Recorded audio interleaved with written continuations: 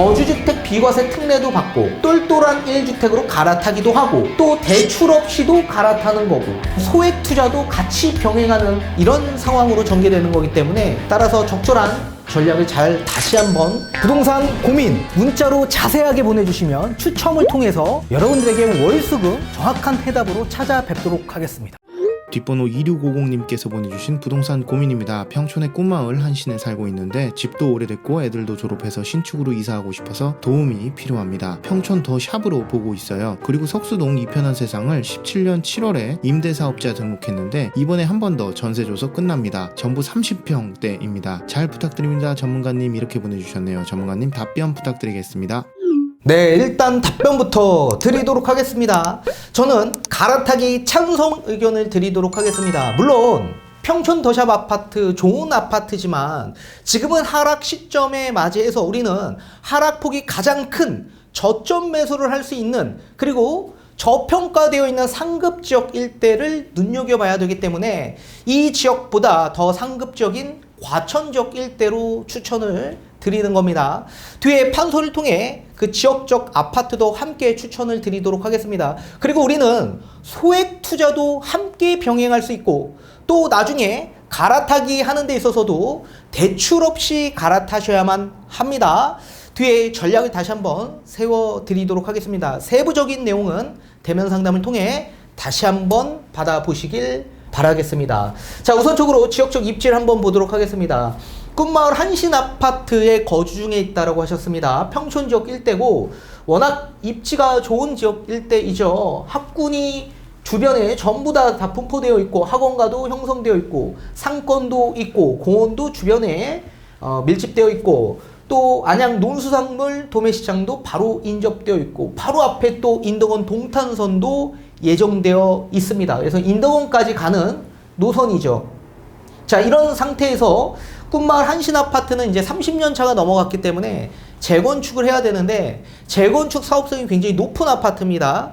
그리고 평촌 지역 일대는 이제 노후계획 정비법에 따라 대규모로 재건축을 할 지역으로 보시면 좋을 것 같습니다. 다만 재건축을 추진한다라고 하더라도 굉장히 오랜 시간이 걸릴 수 있기 때문에 저는 지금 재건축을 앞두고 계속 우리가 몸테크를 하시는 것보다는 신축으로 넘어가시고 다만 신축도 하락폭이 가장 큰 그리고 상급적 일대로 넘어가신다면 재건축이 되더라도 그 상급 지역의 신축 아파트의 상승력은 훨씬 더 클 거라고 보고 있기 때문에 갈아타기를 추천드리는 겁니다. 자, 이런 상태에서 우리 구독자님은 좀 더 위로 올라가면 평촌역 위에 평촌 더샵 센트럴시티 아파트를 보고 계셨습니다. 이 지역보다는 좀 더 올라와서 요 과천 쪽 일대 있죠.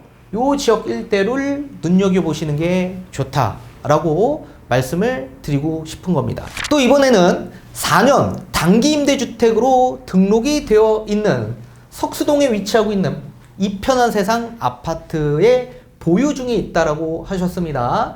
자, 여기는 관악역 바로 인근에 위치하고 있고 또 여기 길만 건너면 이제 저기 월곶 시흥에서부터 연결되는 판교선까지 연결되는 노선이 이제 향후 앞에 이제 개통 예정에 있는 상황입니다.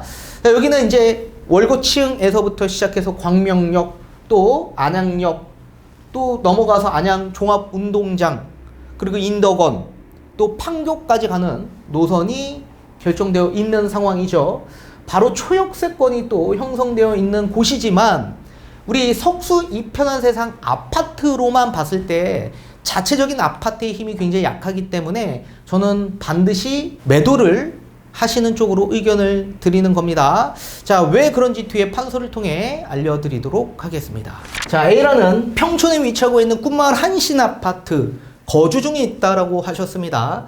언제 취득했는지는 말씀해 주시지 않으셨고 지금 이 아파트의 시세를 보니 약 11억 정도의 거래가 되고 있고 또 물건도 나와 있는 상태입니다.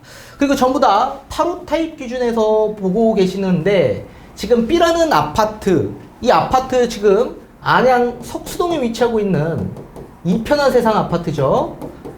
이편한 세상 아파트도 보유 중에 있다라고 하셨습니다. 근데 이 아파트는 2017년 하반기죠.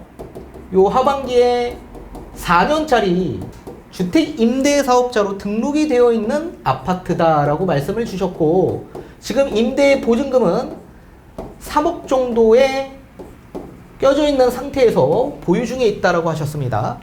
자, 이렇게 우리는 2주택자이신데 여기에서 거주하고 있는 A의 한신 아파트를 매도하시고 신축 아파트인 평촌의 더샵 아파트로 갈아타기를 계획하신다라고 말씀을 주셨거든요.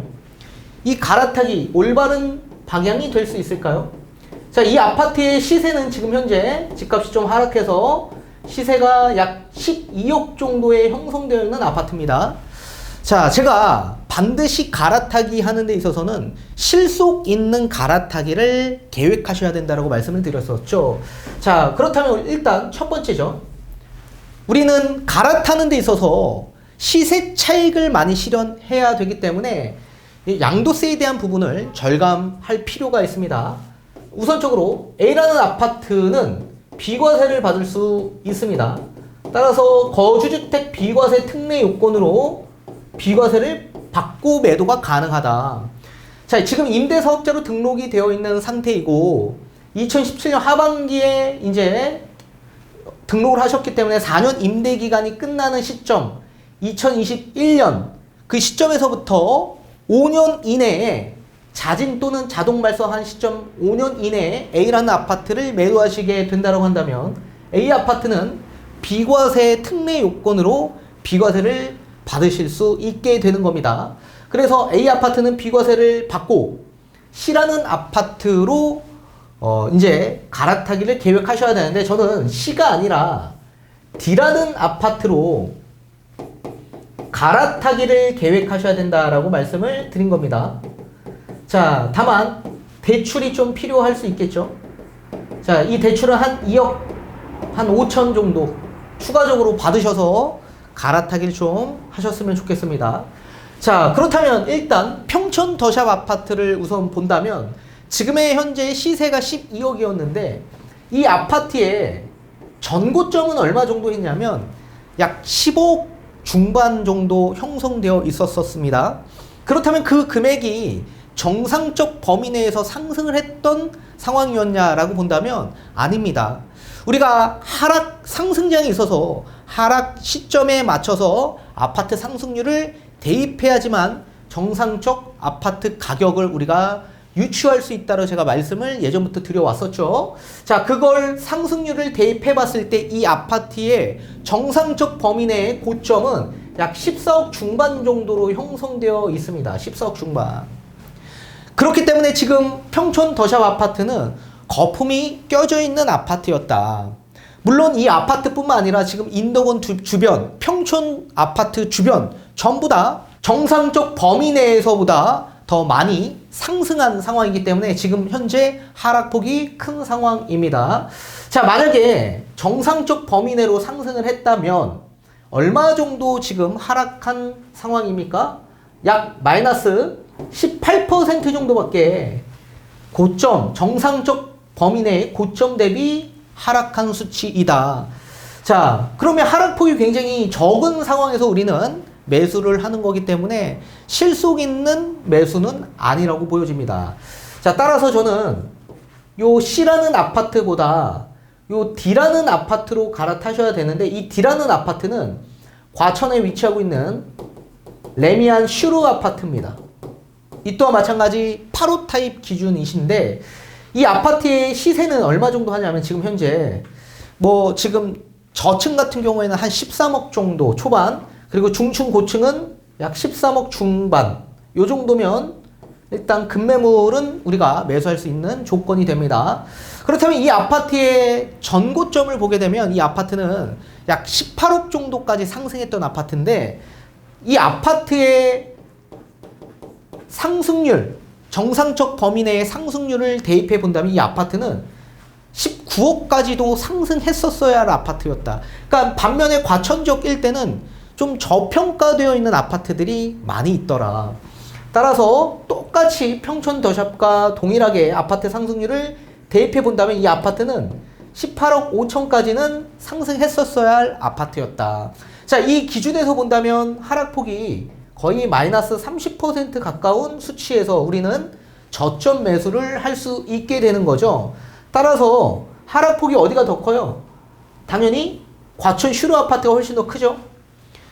자, 기존에 평촌 더샵의 펀더멘탈, 상승장의 펀더멘탈은 얼마까지예요? 14억 중반까지란 말이에요.